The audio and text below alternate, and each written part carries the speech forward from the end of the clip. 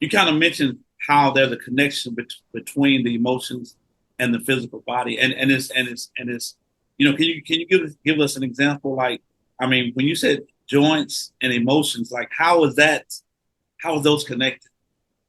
Yeah, so inflammation is just a body's response to the immunosuppressant. So when your immune system starts suppressing things down because it thinks something is wrong, because your body is responding to some sort of threat or environmental threat, internally or externally, it's some sort of threat.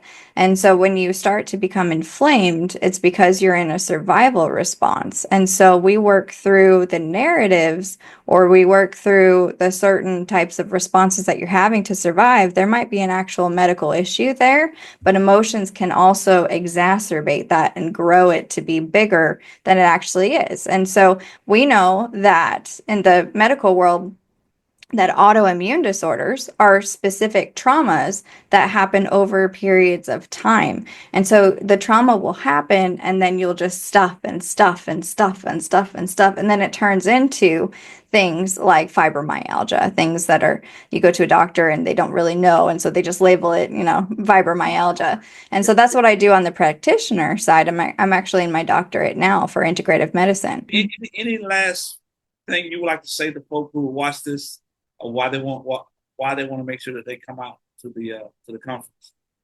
Well, if you want to be healed, do you want to be healed? And if you want to be Mm. healed, be in that room because God is where we are. But also, when two or more come together, that's when the real healing starts. And I feel like there's something so beautiful about being together as a community. We heal as a community. Yeah. In fact, there's so many studies done on this, on Good. PTSD and veterans and everything else. Like when they Yes. went through individual trauma healing, they didn't heal as well as they did as and communities. And so I'm a proponent for community healing 100%, which is why I do community classes, which is why I try and get out into my community more. We teach Celebrate Recovery at our church.